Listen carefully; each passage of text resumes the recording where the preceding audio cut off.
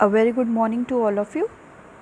So, in the last class, we have completed the reasons for the international business and what are the difference between the international business and the domestic business, why both are differ from each other, as well as why the international business is more complex than the domestic business. Okay, so in this we have studied the that the first one is nationality of the buyer and the seller. So in the case of domestic business, both buyer and the seller are same nationality. Okay, where in the international business both are from the different nations. Okay, so in the next one is nationalities of the other stakeholders. Okay, so what there are different stakeholders are engaged in the business firm, like employees, supplier, shareholder, general public. So in the case of domestic business, all stakeholders belongs to the one country, and that they have shared the same common language, their behavioral pattern, their values. But in the case of international business, it is more complex because individual the members of the business firm or the stakeholder are from the different region or the different state, and they have also their different values, their language, and the behavioral pattern. Okay, next one is mobility of factor of production. So in the case of mobility of factor production, it is more than the case of domestic firm as comparison to the international business. So mobility of the factor of production is more in the domestic firm as comparison to international business. Okay, next one is customer heterogeneity across the market. Okay, so due to there is difference in the socio culture, so the people of the any countries differ in their taste, fashions, languages, etc. So there is lot of variation occurs in the demand pattern. The demand of the people of the different country had their different demand.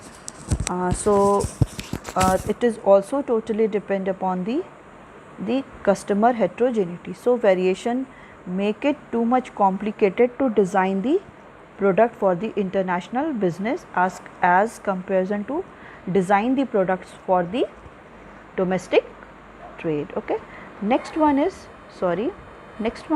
differences in the business system. Okay, so when we talk about the business system, so international business are they have the more differences found in the international business as we compare with the domestic business. So difference in the economic development, cost, economic infrastructure, market support prices. So these all are the differences which occurs also in the business of the international business as well as the domestic business. So for the when the any firms or the when the any business firm want to do international business, they have to adapt their production ability or the capability, finances, human resources, market plans, okay, according to the conditions or the different situation which is prevailing in the international market. Okay, next is political system and the risk. So the political system of the different countries is also differ. Okay, the types of the government, their policies, ideologies of their members, as well as there have also it is directly impact on the business operation. ये क्या करता है, directly impact करता है business operation की कि कहाँ की गवर्नमेंट कैसी है, वो कोऑपरेटिव है या नहीं, एज वेल एज कि उनकी आइडियोलॉजी क्या है, उनके थॉट्स कैसे हैं. So firms dealing with the intern trade with the trade need to make special efforts to understand the political environment for the importer and the exporter country also. Okay, so there should be a special efforts to be done to understand the political environment of the other country for the importing and the exporting the goods and services. Okay, next one is business regulation and the policies. So each country has its own set of rules and regulation, their policies and their terms and conditions, their taxation policy, their tariff policy. These all are the different from the nation to nation. ये क्या होता है, difference होता है. कोई भी country की जो पॉलिसीज़ क्या होती है वो सेम नहीं होती है. जो भी डिफरेंट लॉज रेगुलेशंस बनाए गए हैं, जो भी टैक्सेशन लगना है, जो टैक्स के रेट हैं कि वो 5% है, 10% है, 20% है, so it's also totally depend upon the different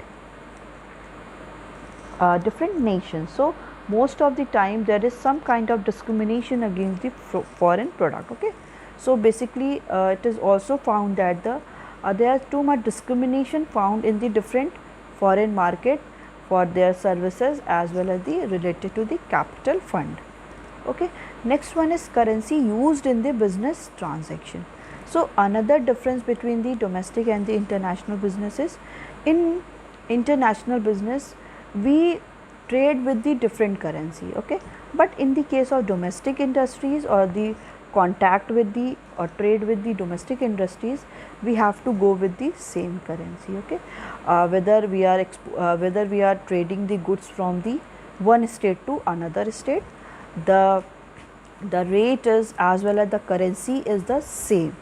Okay, but in the case of international business, so the money is exchanged with the another country, so the problem occurs, it is the exchange rate of currencies, sometimes it fluctuated. Okay, when we enter into the transaction or the trade with the international country, so the rate of the exchanging the money is differ, but when we finalize all the things of exporting or importing the goods, the rate may be fluctuate. Okay, it may be increased or it may be decreased. So due to these fluctuation, so the international business becomes too much difficult, because firms are not able to fix their prices of their product and the services. Okay, it is not in the hand of the any firms. Okay, it is totally depend upon the market forces, that is demand and supply of the product.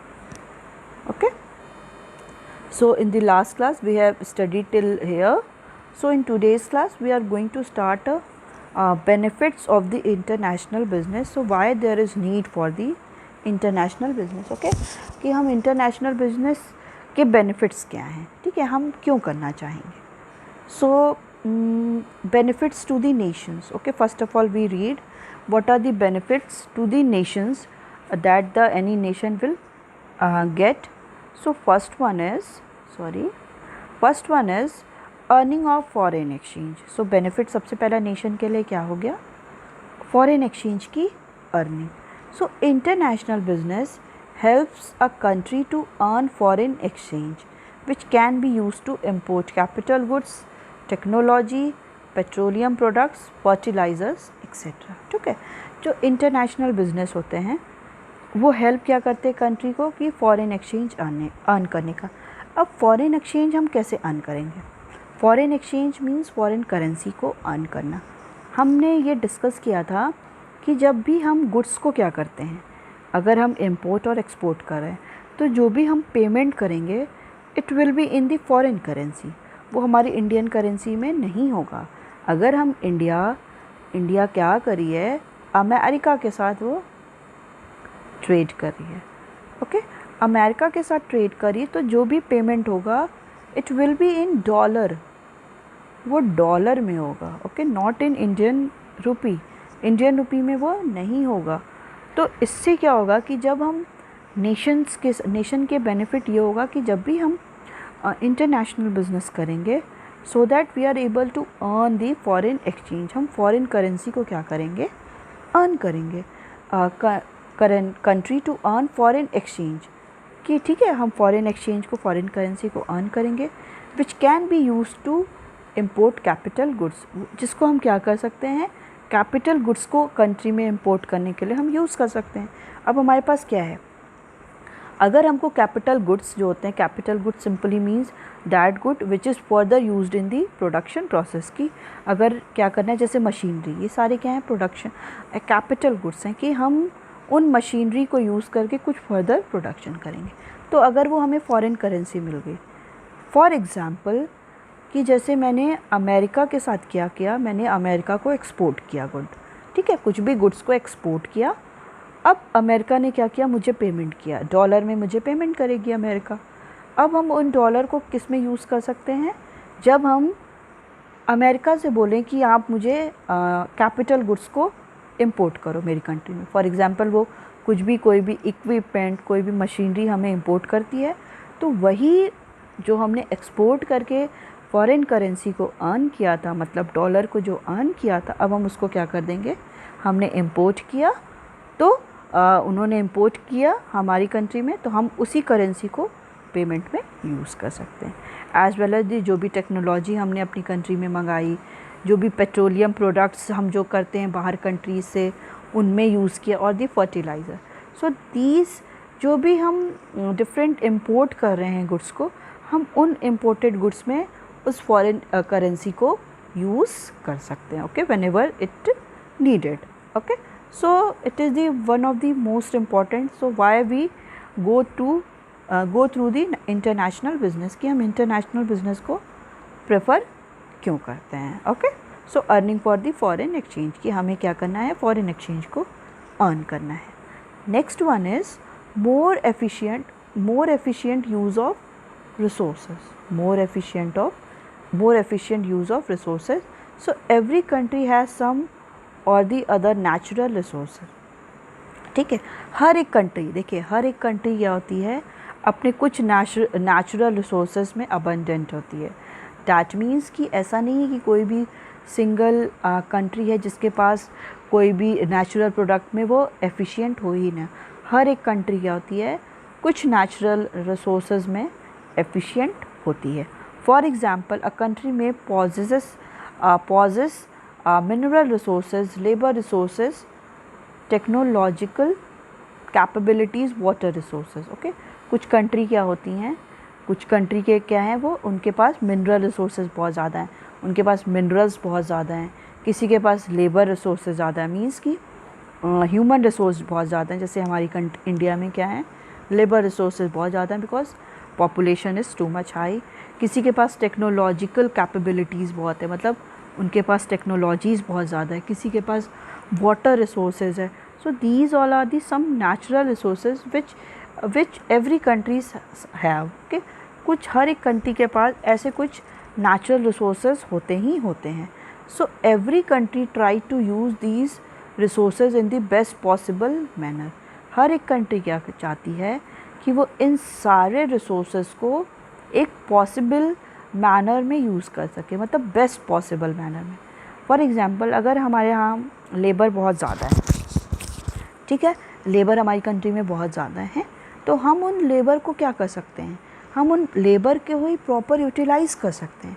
It doesn't mean कि अगर हमारे पास resources बहुत ज़्यादा है so we can waste it, नहीं, हमें waste नहीं करना है।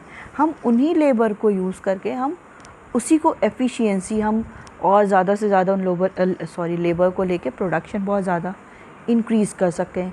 Gradually they become more efficient and specialised in using this resources than the other country.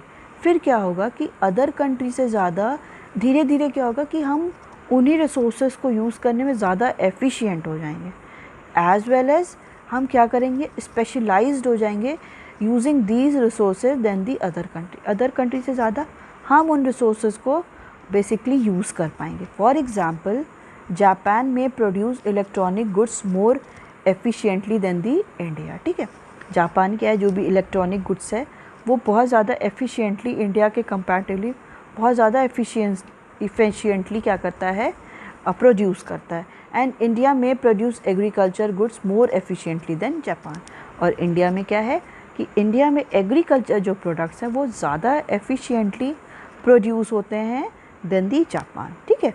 अब क्या है कि आपके पास जापान जो है वो ज़्यादा इलेक्ट्रॉनिक गुड्स को प्रोड्यूस करता है एज़ कंपेरिजन टू इंडिया, और इंडिया क्या है वो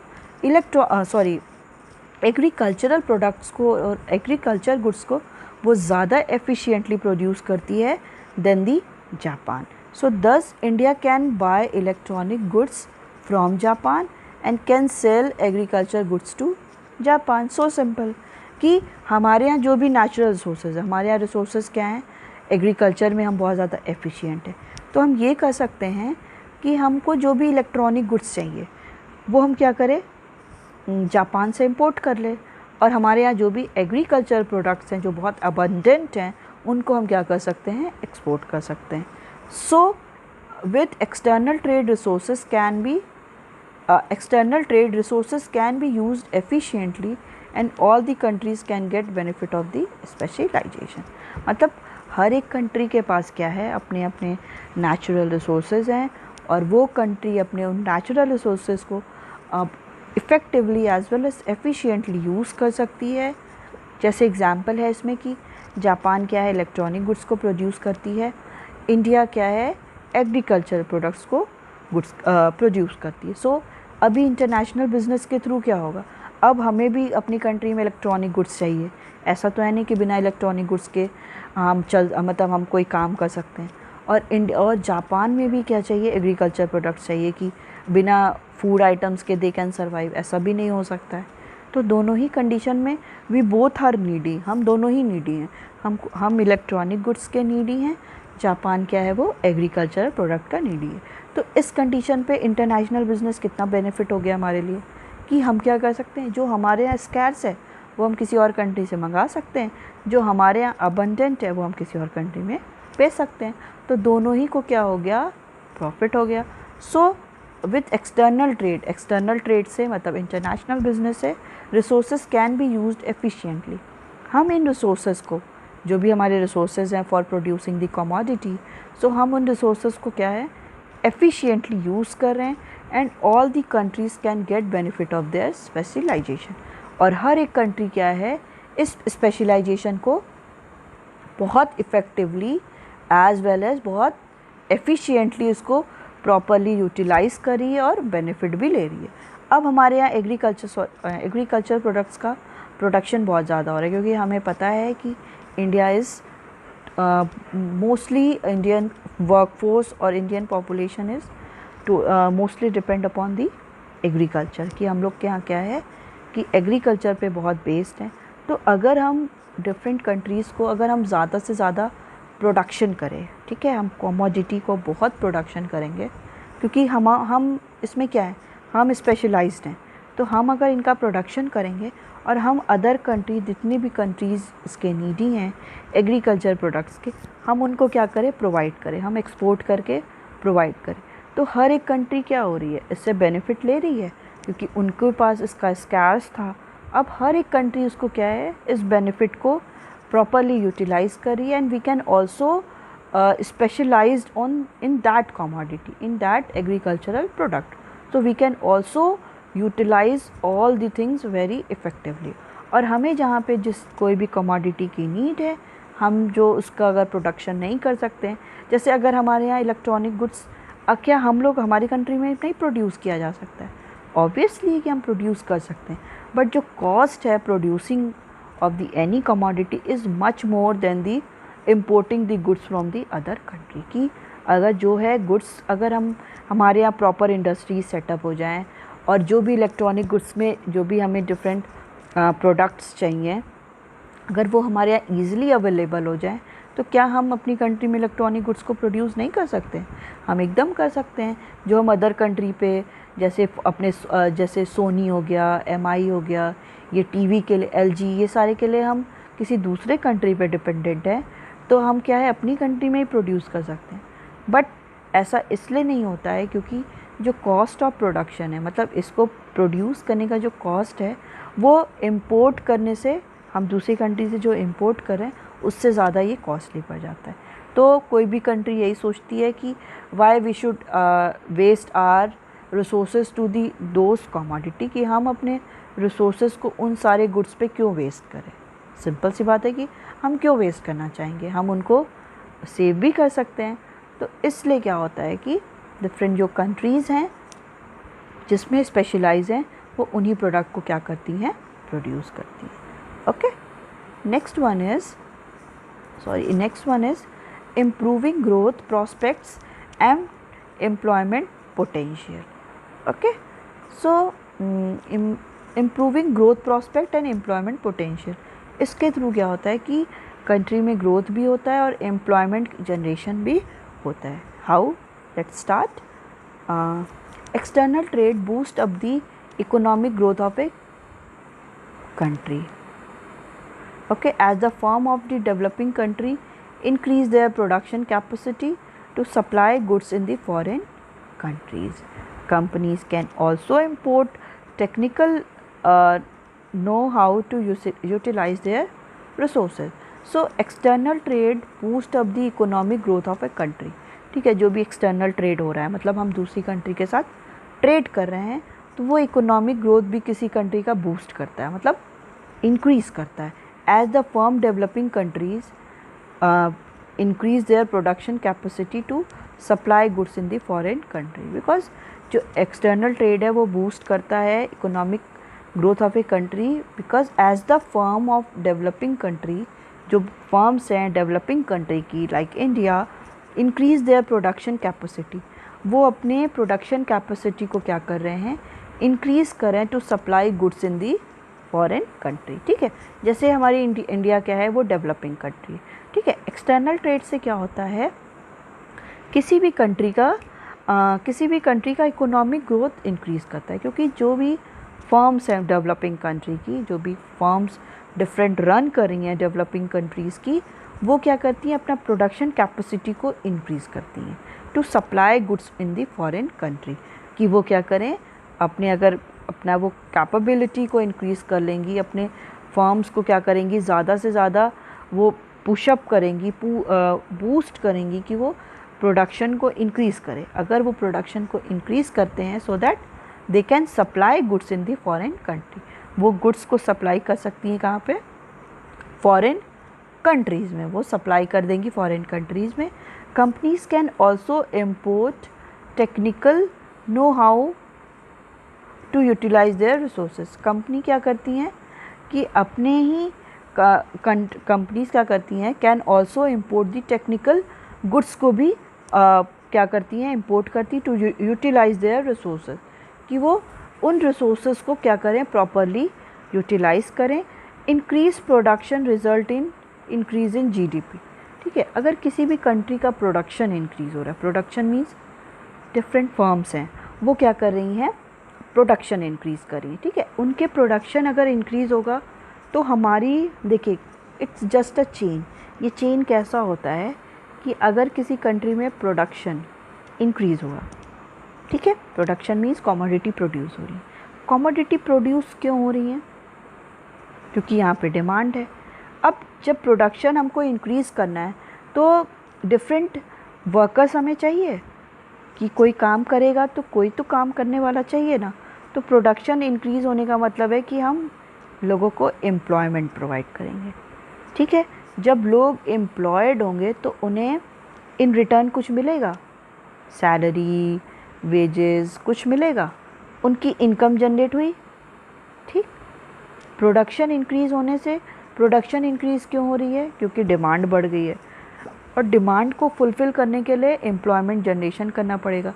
सप्लायर कमोडिटी का वो क्या करेगा, एम्प्लॉयमेंट प्रोवाइड करेगा, एम्प्लॉयमेंट प्रोवाइड करेगा तो लोगों की इनकम इंक्रीज़ होगी, और जब कंट्री की इनकम इंक्रीज़ होगी, किसी इंडिविजुअल इनकम इंक्रीज़ हो रही है, और हम जब टोटल इनकम लेंगे पूरी कंट्री की, लोग जो इनकम जनरेट कर रहे हैं, उससे क्या होगा, कंट्री का GDP, gross domestic product, it is called the gross domestic product, की total value of final goods and services which is produced in an economy during an accounting year। ठीक है, टोटल वैल्यू मतलब जो भी commodities पूरे whole year में, means financial year और accounting year में जितनी कमोडिटी प्रोड्यूस हुई, उसकी जो भी फाइनल वैल्यू है, जो भी उसका प्राइस है, उनको अगर हम सम अप कर देते हैं तो हम किसी कंट्री की जीडीपी को कैलकुलेट कर लेते हैं।